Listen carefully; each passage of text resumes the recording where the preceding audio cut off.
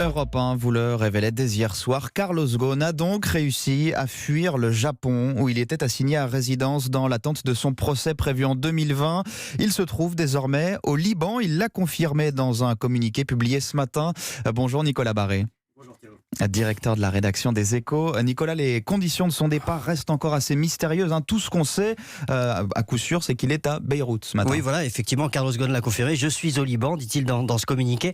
Il était jusqu'ici en résidence ultra surveillée à Tokyo, dans l'attente de son procès. Il a rejoint Beyrouth en passant, semble-t-il, par la Turquie, à bord d'un jet privé. Alors, il a bien sûr un passeport libanais, en plus de ses passeports français et brésiliens, mais le Liban, c'est son pays de cœur. Il y possède des propriétés, un magnifique vignoble. Il y a ses amis les plus proches. Sa femme, Carole, est libanaise. La justice japonaise, d'ailleurs, lui interdisait tout contact avec elle dans le cadre d'un contrôle judiciaire extrêmement sévère.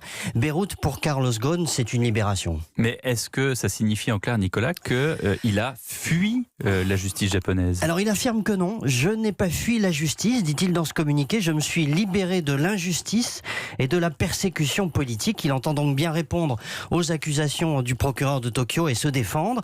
Mais il estime qu'il n'avait pas les moyens de le faire en étant cloîtré à Tokyo. Je ne suis plus l'otage d'un système judiciaire japonais partial où prévaut la présomption de culpabilité, dit encore Carlos Ghosn.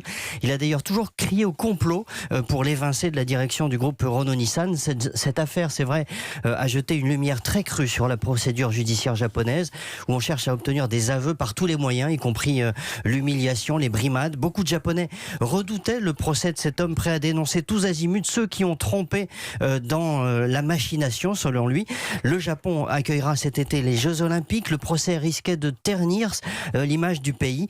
Le départ de Carlos Ghosn, ça n'est pas seulement un soulagement pour le principal intéressé qui risquait des années de prison, c'est aussi d'une certaine manière une source d'embarras en moins pour Tokyo. L'éclairage de Nicolas Barré, directeur de la rédaction des Échos, tous les matins dans le journal de 7h. Et sur ce sujet, à 7h40, nous serons avec le journaliste du Figaro et qui est aussi notre correspondant à Tokyo, Régis Arnaud, et qui publie d'ailleurs dans quelques semaines un livre sur Carlos Ghosn.